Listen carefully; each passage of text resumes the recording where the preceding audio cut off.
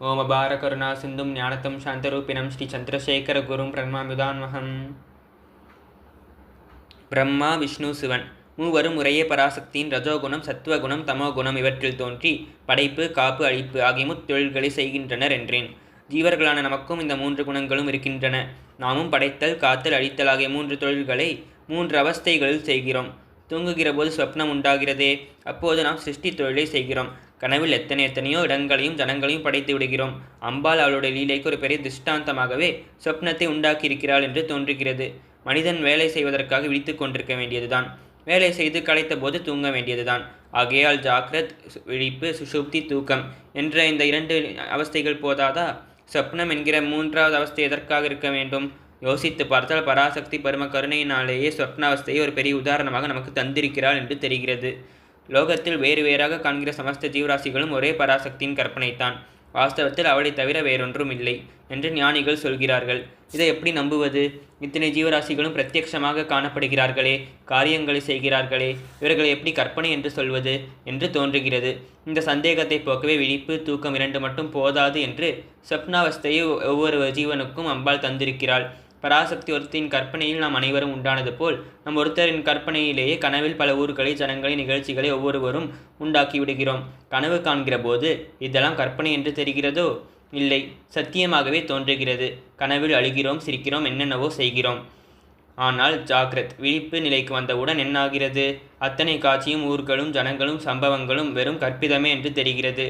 ஆனால் இந்த கற்பனைக்கு ஆதாரமாக ஒருத்தன் இருந்தானே, அந்த ஜீவன் மட்டும் சொப்னாவஸ்தையிலும் இருந்தான், இப்போது விழித்த பின்பும் இருக்கிறான். இப்படியே உலகமும் பராசக்தியின் கற்பனையின்றி வேறில்லை. அவள் ஒருத்தியே எக்காலமும் சத்தியமாக இருப்பவள் என்று தெரிகிறது. கனவு காண்கிற போது அது கனவு என்று தெரியாதது போல் இந்த உலக வாழ்க்கையில் நாம் மாட்டிக்கொண்டிருக்கிற வரையில் இந்த வாழ்வு மாயம் என்பதும் தெரியாமலே இருக்கிறது. சொப்னத்தை ஆத்ம சோதனை செய்து கொள்வதற்கு ஒரு பரீட்சையாகவும் அம்பாள் வைத்திருக்கிறாள். உள்மனத்தில் அமுக்கி வைத்த எண்ணங்களும் நம்முடைய பூர்வ சம்ஸ்காரங்களால் உள்ளுக்குள்ளே தடுப்பேறி போயிருக்கிற வாசனைகளுமே சொப்னத்தில் ஓரளவுக்கு வெளியாகின்றன. உள்ளுக்குள்ளே நாம் எப்படி இருக்கிறோம், எத்தனை தூரம் பரிசுத்தமாக இருக்கிறோம் என்பது நமக்கே தெரியவில்லை. சாது ஜனங்களோடு கோவிலுக்கு போனால் அப்போது மனசுக்கு ரொம்பவும் சாந்தமாக இருக்கிறது. நாம் மிகவும் சுத்தமாகிவிட்டோம் போல் இருக்கிறது என்று நினைத்து கொண்டு விடுகிறோம். உடனேயே இந்திரியங்களை தூண்டுகிற சினிமா இல்லாவிட்டால் நாவலை படிக்க நேர்ந்தால் அதிலும் சந்தோஷம் ஏற்படுகிறது. இதை பற்றி யோசிக்கிற போது அடடா, கடைசியில் நாம் இவ்வளவுதானா என்ற துக்கம் உண்டாகிறது. வாஸ்தவமாகவே நம் பக்குவத்தின் நிலை என்ன என்று உரைத்து பார்த்து தெரிந்து கொள்ளவே அம்பாள் சொப்னத்தை ஒரு உரைக்கல்லாக தந்திருக்கிறாள். கனவில் நாம் காமாதி அனுபவங்களில் மகிழ்கிறோமா, அல்லது காமாட்சியின் தரிசனம் கிடைத்தாற்போல் சொப்னம் வருகிறதா என்று பார்த்தால் நம் அந்தரங்கம் நமக்கே தெரியும். பூஜை, தியானம், ஜபம் என்று வெளிப்பட நாம் அமர்க்களம் பண்ணலாம். ஆனாலும் சொப்னத்தில் காமாட்சி தரிசிப்பதாக வந்தால்தான் உண்மையாகவே பக்குவமானதாக அர்த்தம். நம் குறை நிறைகளை அறிய பரீட்சையாக கனவை வைத்திருக்கிறாள். குறை இருக்கிறதே என்று புலம்ப வேண்டியதில்லை. நமக்கு உள்ள குறையை உணர்ந்தால் தானே நிறைவை நோக்கி போகலாம். அம்மா, நான் இன்னமும் இப்படித்தான் இருக்கிறேனா? என்னை மேலும் கை தூக்கிவிடு, உன்னை நிஜமாகவே பக்தி செய்ய அனுகிரகம் பண்ணு என்று அவளையே நம்பிக்கையோடு வேண்டிக் கொள்ள வேண்டும். நம் பக்குவ குறையை உணர்ந்து நம்மை திருத்திக் கொள்ளவே அல்லது நிறைவை அறிந்து நிம்மதி பெறவே கருணையோடு சொப்னாவஸ்தையை வைத்திருக்கிறாள். சொப்னம் என்பது படைப்புத் தொழிலை காட்டுகிறது. அப்போது நாம் பிரம்மா மாதிரி சிருஷ்டி செய்கிறோம். ஜாக்ரத் என்கிற விழிப்பு நிலையில் நம்மையும் நம்மை சேர்ந்தவர்களையும் ரட்சித்துக் கொள்வதற்காக காரியங்களை செய்கிறோம். இது விஷ்ணுவின் பரிபாலனம் மாதிரி. சுப்தி எனப்படும் தூக்கத்தில் நம் இந்திரியங்கள், மனசு எல்லாம் அழிந்து போனது போல் எந்த வேலையும் செய்யாமல் ஓய்ந்து போய்விடுகின்றன. இது ருத்ரனின் கிருத்தியமான சம்ஹாரம் போன்ற நிலை. அண்டத்தில் உள்ளதெல்லாம் பிண்டத்தில் உண்டு என்பார்கள். அம்பாளுடைய சிருஷ்டி, ஸ்திதி, சம்ஹாரம் ஆகியன ஒவ்வொரு ஜீவனிடத்திலும் இருக்கின்றன. ஆனால் அவள் சிருஷ்டி, ஸ்திதி, சம்ஹாரம் செய்பவள் மட்டுமல்ல. இவை எல்லாவற்றுக்கும் அப்பாற்பட்டிருக்கிற 4வதான துரிய வஸ்துவே அவள். அந்த நிலை எப்படி இருக்கும்? ஒரு கற்கண்டு கட்டியை உடைத்து எந்த பொடியை வாயில் போட்டு கொண்டாலும் எப்படி திதிக்குமோ அதுபோல் ஆனந்தத்தை தவிர வேறு எதுவுமே இல்லாத நிலைதான் அந்த துரியம். ஆனந்த அனுபவம் என்கிற ரசம் ஒன்றே இறுகி இருக்கிற அந்த நிலையை ரசனம் என்று சொல்வார்கள்.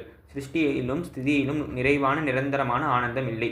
சம்ஹாரத்தில் எந்த அலைச்சலும் இல்லாத ஆனந்தம் இருந்தாலும் ஆனந்தமாக இருக்கிறோம் என்ற பிரச்சனை இல்லை. இதுவும் பிரயோஜனம் இல்லை. துரியத்தில் தான் இந்த 3மே அடிபட்டு போய் இவற்றுக்கு ஆதாரமான ஒரே சத்தியம் மட்டும் ஆனந்த ஸ்வரூபமாக பூரண பிரக்னையுடன் பிரகாசிக்கிறது. அந்த ஒன்றுதான் மாயால் இந்த 3ஆகவும் தெரிந்தது. மாயை போனால் 3ம் போய்விடும். துரியமான ஒன்று மட்டுமே நிற்கும். ஜீவனை இந்த 3இன் கட்டிலிருந்து, மாயா பந்தத்திலிருந்து அம்பாள் விடுவித்தால் அந்த ஆனந்தத்தை அனுபவிக்கலாம். இந்த உலக மாயையில் அகப்பட்டு கொண்டிருக்கும் போதே பரீட்சையில் பாஸ் பண்ணுவது, உத்தியோகத்தில் ப்ரமோஷன் பெறுவது, வியாதி வந்தால் குணமாவது, இதற்கெல்லாம் பிரார்த்தனை செய்கிறோம். நம் பிரார்த்தனை நிறைவேறிவிட்டால் சுவாமி அனுகிரகம் செய்து விட்டார் என்று சொல்கிறோம். ஆனால் பராசக்தியின் பஞ்ச கிருத்தியங்களை எடுத்துக்கொள்ளும் போது அனுகிரகம் என்றால் அது மாயா லோகத்திலிருந்து நம்மை விடுவித்து நம்முடைய ஆத்மஸ்வரூபமான மோட்ச நிலையில் சேர்ப்பிக்கிறதைத்தான் குறிக்கும். லலிதா சஹஸ்ரநாமமும் பிரம்மாவாக உலகை படைக்கிறாய், விஷ்ணுவாக காக்கிறாய், ருத்ரனாக சம்ஹரிக்கிறாய், மகேஸ்வர சக்தியாக மாயையாகிறாய், சதாசிவ ஸ்வரூபமாக அனுகிரகத்தை செய்கிறாய் என்று 5 தொழில்களை சொல்கிறது. சிருஷ்டிகர்த்ரி பிரம்மரூபா, கோப்திரி கோவிந்த ரூபிணி, சம்ஹாரிணி ருத்ரரூபா, திரோதானகரி ஈஸ்வரி, சதாசிவ அனுகிரகத்தா, பஞ்சகிருத்திய பராயணா. ஜீவன் விஷயத்தில் கனவு, விழிப்பு, உறக்கம் இவையே சிருஷ்டி ஸ்திதி சம்ஹாரம் என்றேன். இங்கேயும் துரியம் இருக்கிறது. குடைராட்டினத்தில் சுற்றுகிற மாதிரி விழிப்பிலும் கனவிலும் தூக்கத்திலும் மாயைக்குள் சுற்றி சுற்றி வருகிறோம். சிலர் இந்த குடைராட்டினத்தில் யானை மேல் இருக்கிறோம், சிலர் குதிரை மேல் இருக்கிறோம், சிலர் சிங்கத்தின் மேல் இருக்கிறோம். ஆனால் எதுவானாலும் இந்த குடைராட்டினாட்டத்தை விட்டு அப்பால் சவாரி செய்ய முடியாது. அதாவது மாயைக்குள்ளேயே தான் நம் பெருமை சிறுமை எல்லாம் சுழன்று சுழன்று வருகின்றன. அதை கடந்து போக முடியவில்லை. குடைராட்டினத்துக்கு அப்பால் அதில் உள்ள மிருக பொம்மைகள் போக முடியாதே. இருக்கிற இடத்திலேயே சுற்ற வேண்டியதுதான். சுற்றி வரும்போது எத்தனை சந்தோஷமாக இருந்தாலும் அது பிறகு அழுத்துத்தான் போகிறது. இந்த சலிப்பு தீர தூக்கத்தை ஒரு பருதாக தந்து ஓய்வு கொடுக்கிறாள் அம்பிகை. இதுவும் மாயை வட்டத்துக்குட்பட்டதுதான். குடைராட்டின பொம்மை மீதே தலை சுற்றி மயங்கி சாய்கிற மாதிரி தான் தூக்கம். ராட்டினத்தை விட்டு இப்போதும் இறங்கின பாடாக இல்லை. இந்த தூக்கத்துக்கு அப்பால் தான் 3 நிலைகளுக்கும் ஆதாரமான துரியம் இருக்கிறது.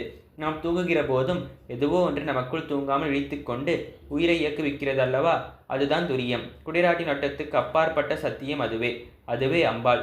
அம்பிகையை மாயை மாயை என்றே பொதுவாக சொல்வார்கள். மூகரும் காமாட்சியிடம், ஏ மகாமாயையே, உன் துளிர்போல் சிவந்த பாதங்களில் லயித்து போகிறேன் என்கிறார். லியே புரஹரஜாயே மாயை தவத்தருண பல்லவ சாயே சரணே. மாயையில் லயிப்பதாக சொன்னாலும் மாயைக்கு அதீதமான துரியானந்தத்தில் 2 கலப்பதாகத்தான் இங்கே அர்த்தம். மாயையாகிற காமாட்சி தான் அதை நீக்குகிற அனுகிரகமூர்த்தியும் ஆவாள். எவள் மறைக்கிறாளோ அவள் தானே மறைப்பை எடுக்கவும் முடியும். நாராயண நாராயண நாராயண.